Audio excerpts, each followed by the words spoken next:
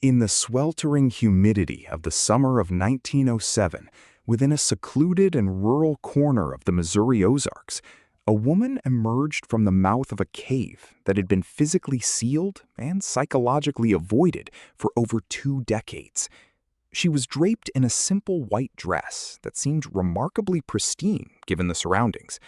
She was barefoot, her feet pressing into the red Missouri clay with a softness that suggested she had not walked a long distance over rough terrain. Perhaps most strikingly, she possessed no awareness of the current era. She did not know what year it was, nor did she seem to understand that the world she had left behind had moved on without her. When the inhabitants of Pineville, Missouri first laid eyes on her, a profound and heavy silence descended upon the community. Recognition dawned slowly, then with a terrifying clarity. The last time anyone in McDonald County had seen Alara Voss, she was a woman of 43 years, a figure etched with the deep lines of labor and the hollowed-out expression of a mother and wife who had been half-maddened by a succession of unbearable griefs. She had been seen walking toward that very cave on the night of a storm so catastrophic and violent that it had achieved a kind of dark immortality in local lore. A night when the wind was said to have stripped every leaf and branch from the trees on the hillside, leaving the landscape looking like a skeletal graveyard. That was in the autumn of 1884, 23 years prior to her reappearance. However, the woman who stood at the aperture of the cavern in 1907 did not bear the countenance of a 66-year-old matron. In a defiance of every known biological law, she appeared significantly younger than she had been on the night of her disappearance. She looked to be in her late 20s, or perhaps her very early 30s at the most. Her hair was a deep, lustrous dark, devoid of even a single silver strand of gray.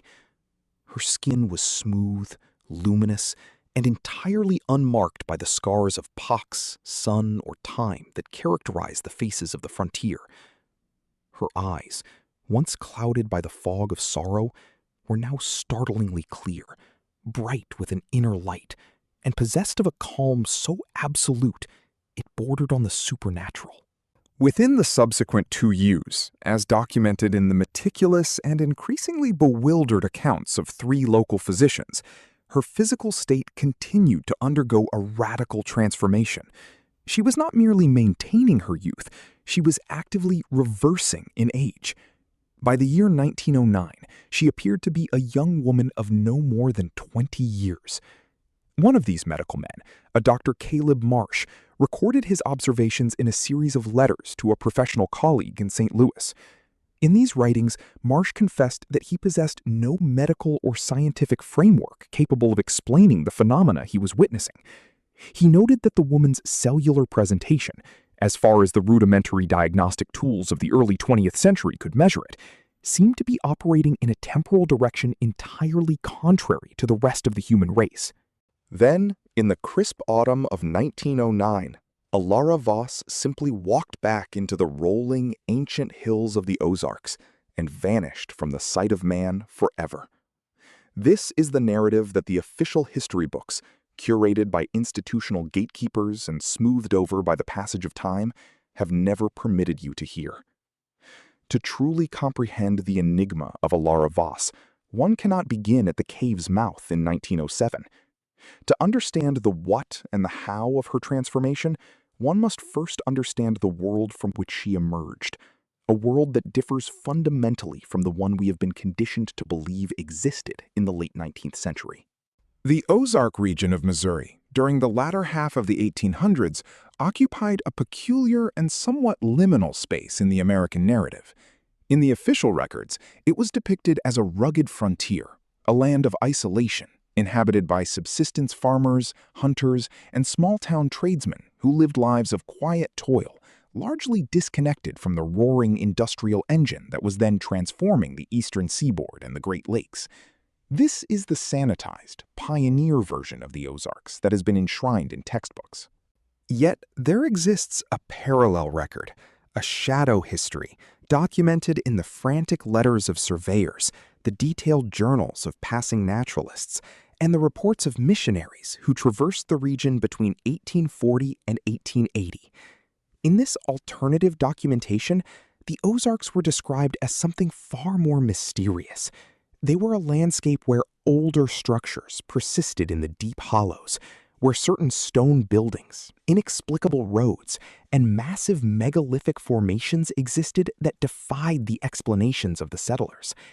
These structures predated the arrival of the European pioneers by centuries, and in many instances, they seem to predate any known indigenous civilization ever recorded in the American Midwest. Researchers who operate within the conceptual framework, often referred to as the Tartarian hypothesis, have spent decades cataloging these geographical and architectural anomalies. Before this term is dismissed as a modern fringe invention, it is essential to define what the Tartarian hypothesis actually proposes at its core. It posits that prior to the rise of our current global civilization, there existed a worldwide culture of immense sophistication and technological prowess. This was a culture that built primarily in stone, utilizing engineering principles and a mastery of materials that modern science has yet to fully replicate or even understand.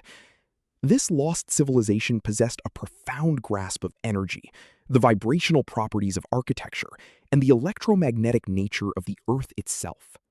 At some point in the relatively recent past, this culture was systematically erased, overwritten by a global catastrophe or a deliberate restructuring of history, leaving behind only the impossible ruins that we now attribute to primitive ancestors or natural formations. In the eyes of these researchers, the Ozarks were never merely a remote wilderness.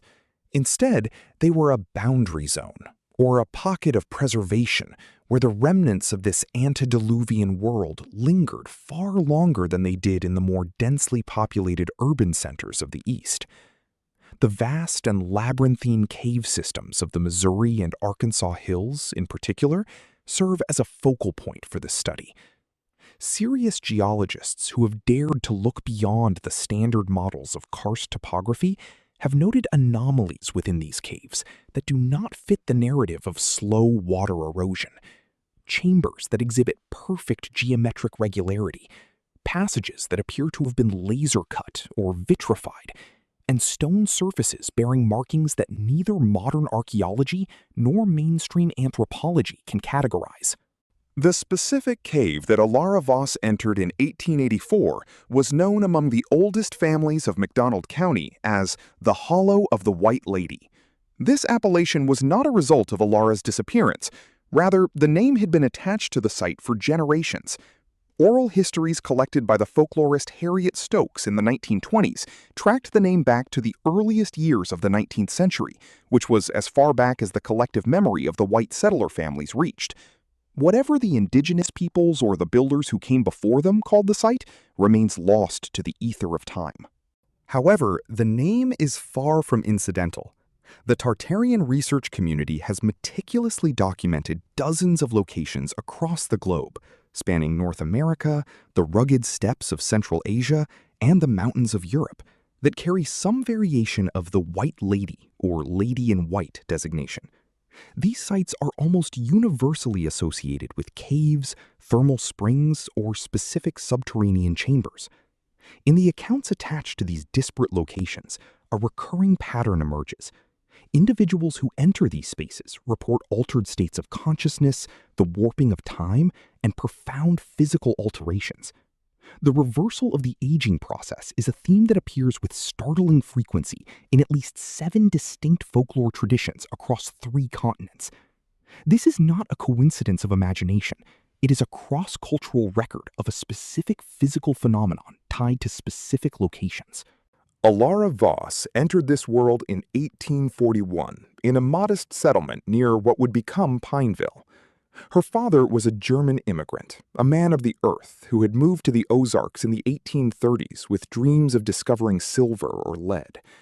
Her mother belonged to one of the old families of the region, whose roots in the hills predated Missouri's statehood. It was through her mother's lineage that Alara first encountered the lore of the cave.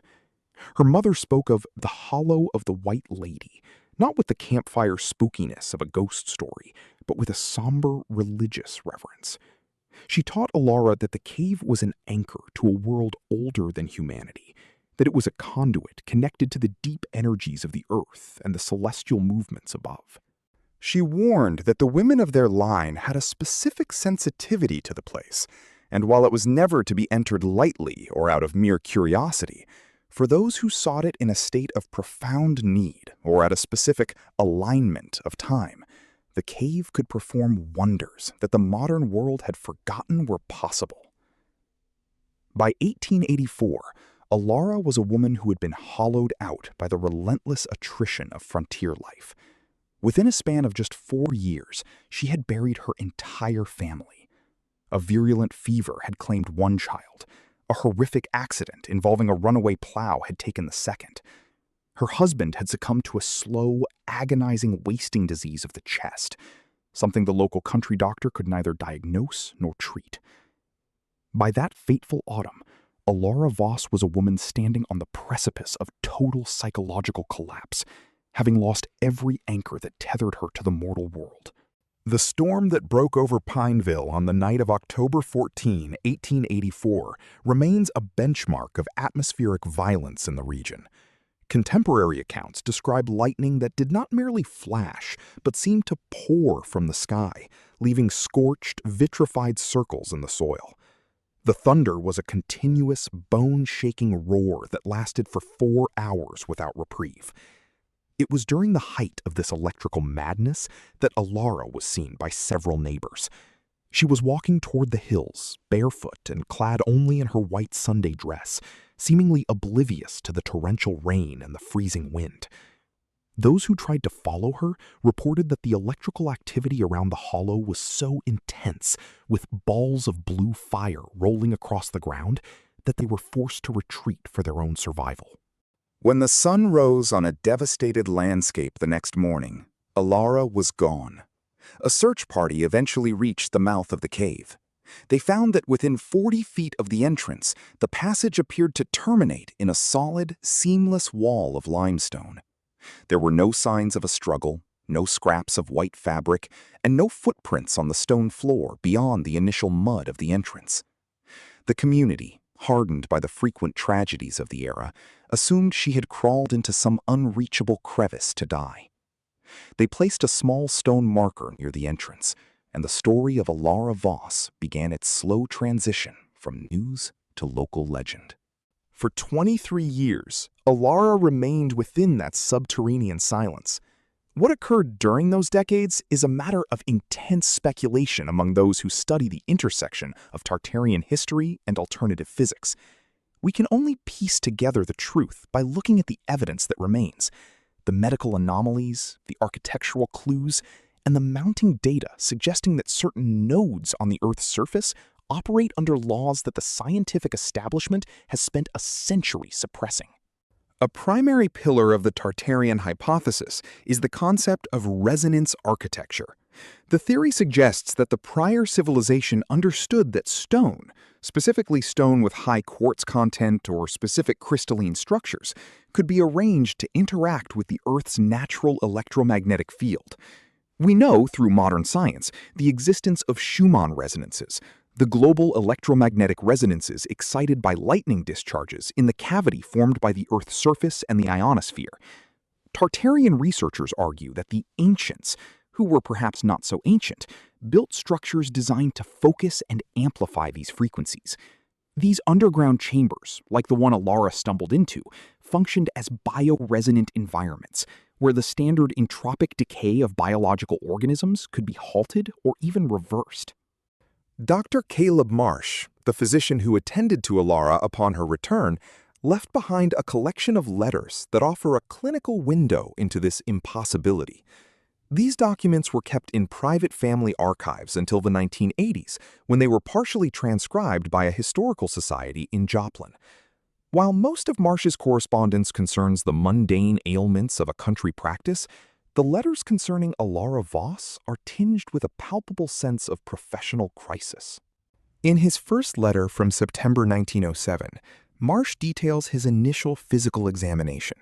He writes with a tone of clinical detachment that fails to hide his shock. He notes that her teeth, which should have shown the severe wear of a 19th century diet and the natural decay of 6 decades, were instead the perfect pearly teeth of a woman in her prime.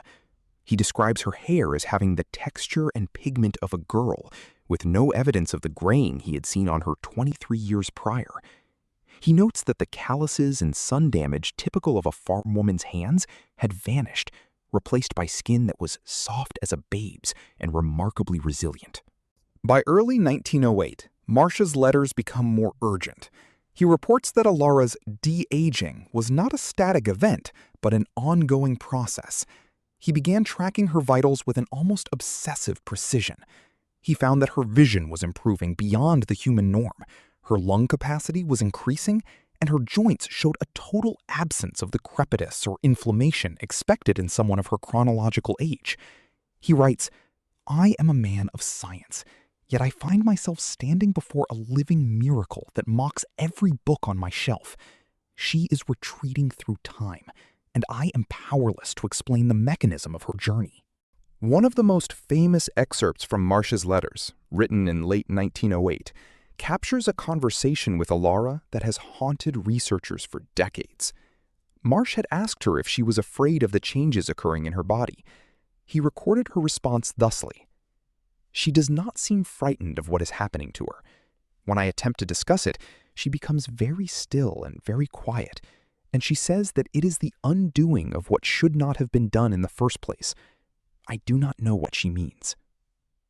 This phrase, "the undoing of what should not have been done," is the key to the entire mystery. Alara was not viewing her rejuvenation as a supernatural gift. She saw it as a correction.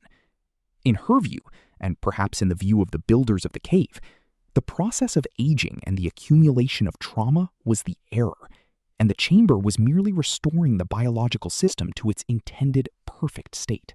The medical establishment of the early 1900s was just as rigid as it is today.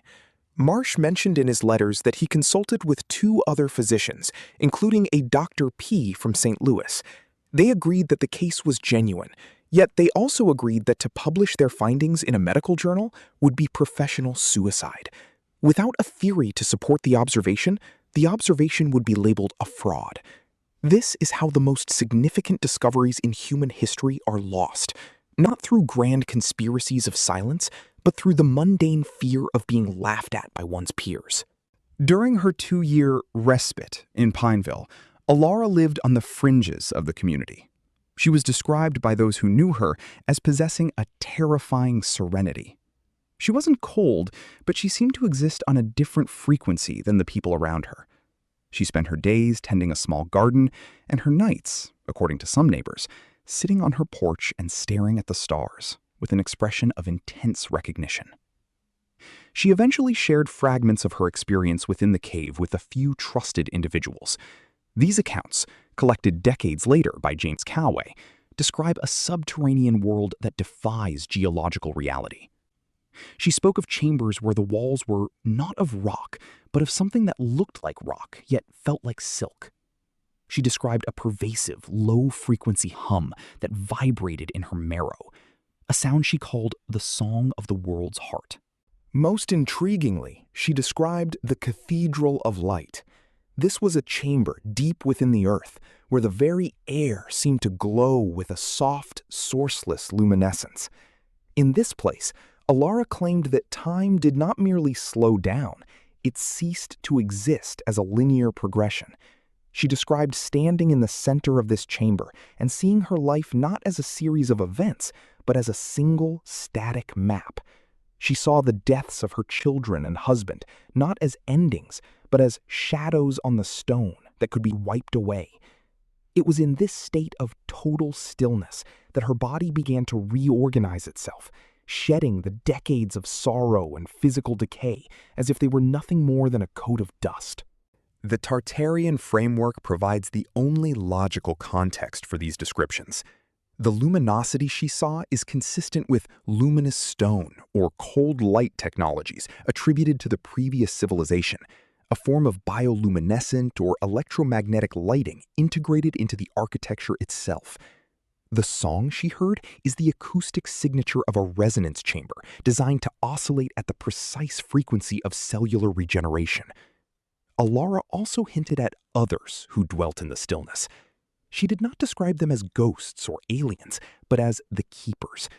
They were presences that existed in a state of perpetual now, guardians of the technology that the surface world had forgotten. They communicated with her through direct understanding, bypassing the clumsy medium of language.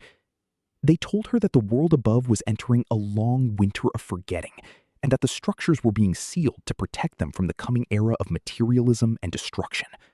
In the spring of 1909, Alara's conversations with her friend Louisa Crane took on a tone of finality. She warned Louisa that the official world was a construct, a carefully maintained illusion designed to keep humanity from realizing its true potential and its true history. She said that the systems of power being built in the 20th century were based on a foundation of lies, and that eventually the weight of these lies would cause the structure to buckle. "The caves are still there," she told Louisa during their final meeting. "They do not close. They are waiting for the same thing I was waiting for." When Alara Voss walked back into the hills in October 1909, she didn't just leave Pineville, she left our timeline. Dr. Marsh's final letter expresses a profound sense of loss, not just for the woman, but for the knowledge she represented. He realized that he had been a witness to a reality that his profession would spend the next 100 years trying to debunk or ignore. Today, the hollow of the White Lady is just another coordinate on a map, hidden under a generic geological label. The entrance that Alara used is likely buried under a century of silt, or deliberately collapsed by those who monitor such anomalies. Yet, the reports of youth-restoring springs and time-slip caves continue to surface in the Ozarks and beyond, usually dismissed as the ramblings of the uneducated or the eccentric. But the story of Alara Voss remains as a testament to a different possibility. It suggests that our history is not a straight line of progress from primitive to advanced, but a jagged cycle of peaks and valleys. It suggests that the fountain of youth is not a myth, but a piece of technology, a resonance-based biological interface left behind by a civilization that understood the true nature of the human vessel. Alara Voss was a pioneer of a different sort. She didn't travel across the land. She traveled through the very fabric of her own existence. She proved that the undoing is possible. She showed us that the map we are given at birth, the map that says we must age, suffer, and forget, is a forgery. The Ozark Hills still hold their secrets. The limestone still vibrates with the song of the world's heart for those with the ears to hear it. And somewhere, in a chamber of silkstone and cold light, the keepers are still waiting. They are waiting for us to stop believing the lies. They are waiting for us to remember. Alara Voss did not die. She did not simply vanish. She returned to the source. And in doing so, she left a trail of breadcrumbs for anyone brave enough to look past the textbooks and into the dark, inviting mouth of the cave. The history of the world is not what you think it is. The story of Alara Voss is merely the first chapter in the book we have yet to write. A book of remembrance, of resonance, and of the ultimate return to what we were always meant to be. As we look back at the documented evidence of 1907, we must ask ourselves, why is this story not a cornerstone of our biological understanding? Why is the testimony of Dr. Caleb Marsh relegated to the fringe, while far less documented theories are treated as gospel? The answer lies in the nature of the Great Reset that the Tartarian researchers describe. To acknowledge Alara Voss is to acknowledge that the official timeline is a fragile facade. It is to admit that we are living in the ruins of a much greater world, using the discarded tools of our ancestors without understanding how they work. But the evidence is persistent. It leaks through the cracks in the narrative. It appears in the impassable longevity of certain individuals, in the unexplained structures of the Ozarks, and in the persistent folklore of the White Lady. Alara Voss is a bridge between that lost world and our own. She is a reminder that the stillness is always accessible, provided one is willing to walk into the storm to find it. In the final analysis, Alara's journey was one of restoration. She reclaimed her youth, her health, and her peace by stepping outside of the clock time imposed by a society that had forgotten its origins. She went back to the resonance, back to the stone, and back to the truth. The history books may have forgotten her, but the earth remembers. The hills of Missouri remember. And as the long winter of forgetting begins to thaw, more and more people are starting to look toward the caves, wondering if it's finally time to follow her into the light. The narrative of Alara Voss serves as a profound indictment of modern historical and scientific myopia. We are taught to view the past through a lens of primitive struggle, yet Alara's experience points toward a past of sophisticated harmony.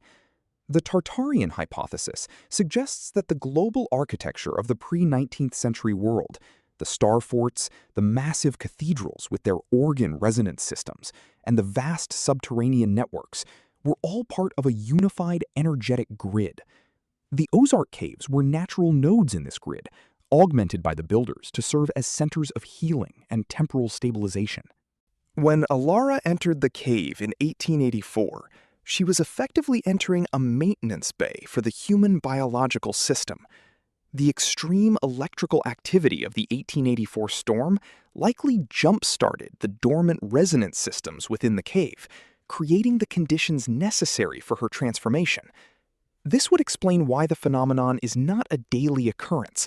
It requires a specific confluence of environmental energy and architectural focus. The implications for our modern understanding of health and aging are staggering. If the human body is indeed an electromagnetic system that can be tuned by its environment, then the high-stress, high-frequency noise of our modern world is the primary driver of our decay. We are aging because we are out of resonance. Alara Voss found the tuning fork of the earth, and it sang her back to her beginning. As we conclude this exploration of the Voss enigma, we must realize that Alara's story is a call to action. It is a call to question the gatekeepers of knowledge, to investigate the anomalies in our own backyards, and to recognize that the supernatural is often just natural phenomena that we have been conditioned to ignore. The Hollow of the White Lady is not just a place in Missouri. It is a symbol of the hidden potential that resides within the earth and within ourselves. Alara Voss walked out of the cave in a white dress, barefoot and radiant. She walked back in as a young woman, leaving behind a world that wasn't ready for her truth. But the world is changing. The weight of the deception is indeed becoming unsustainable. And somewhere, deep in the Ozark limestone, the song is getting louder. The question is no longer whether Alara Voss's story is true. The question is, when the window opens again, will we have the courage to walk through it? The legacy of Alara Voss is not found in a grave, for she has none. It is found in the persistent whispers of the hills, in the anomalies of the medical record, and in the growing realization that we are not the first, nor the most advanced, to call this planet home. She is a ghost of the future, as much as she is a ghost of the past. A herald of a time when we will finally undo what should not have been done, and reclaim our place in the resonance of the world. The caves are still there. They do not close. They are waiting. And in the quiet moments of a Missouri summer, if you listen closely enough to the hum of the earth, you might just hear the echoes of a woman in a white dress, walking toward a cathedral of light where time has no power and where every grief is finally, mercifully undone. To further elaborate on the sociological impact Alara had during her brief return, one must look at the testimonies of the youth of Pineville in 1908. While the elders were paralyzed by a mixture of religious dread and superstitious awe, the children saw Alara as a figure of immense comfort. There are fragmented accounts of her sitting with the sick, and while she never claimed to be a healer, those she visited often experienced spontaneous remissions or a sudden peaceful transition. It was as if her very presence radiated the coherence she had absorbed in the chamber. She was a biological transmitter of the cave's resonance. Dr. Marsh noted this as well. In a private journal entry not included in his formal letters, he wrote about his own health improving during the months he spent studying Alara. He found his chronic dyspepsia vanished and his clarity of mind sharpened. He began to wonder if the miracle was contagious. This reinforces the Tartarian idea that these sites were not just for individual use, but served as wellsprings of vitality for entire regions. The White Lady was perhaps a title given to the priestesses or technicians who managed these sites in the Old World, women who were chosen for their sensitivity to the Earth's frequencies. When Alara finally departed, she didn't just leave behind a mystery. She left behind a vacuum. The town of Pineville felt a collective dimming of spirit after 1909. The long winter of forgetting that she warned Louisa Crane about seemed to settle over the region. The Great War followed, then the Depression, and the world became increasingly obsessed with the very systems of power that Alara had decried. The knowledge of the resonance chambers was pushed deeper into the subconscious, surviving only as hillbilly lore to be mocked by the educated classes of the new century. But the physical reality of the structures cannot be mocked away. The hollow of the White Lady remains a geographical fact. The limestone of the Ozarks, with its unique conductive properties, remains a scientific fact. And the documented reversal of Alara Voss's age remains a historical fact, however inconvenient it may be for the standard narrative. We are currently living in an era of rediscovery. Across the globe, independent researchers are using LiDAR, ground-penetrating radar, and electromagnetic sensors to find what the official surveys missed. They are finding the cathedrals Alara described. They are finding that the natural caves of our world are often the eroded remains of a global infrastructure. And as these sites are found, the story of Alara Voss is being moved from the folklore shelf to the evidence shelf. She was the first to return and tell us, but she will not be the last.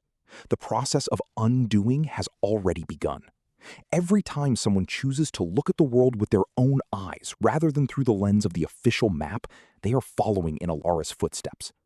Every time we acknowledge that the human spirit and the human body are capable of more than we have been told, we are opening the door to the Cathedral of Light. The story of Alara Voss is a beacon. It shines through the fog of a century of lies, pointing toward a truth that is as solid as the Missouri stone. She was the woman who conquered time, not through force, but through surrender. Surrender to the deep, healing rhythms of a world that existed long before our history began. And as we stand on the threshold of a new era, her words to Louisa Crane echo with more relevance than ever. The caves are still there. They do not close. The invitation is still open. The resonance is still humming. The White Lady is waiting for us to come home to the truth.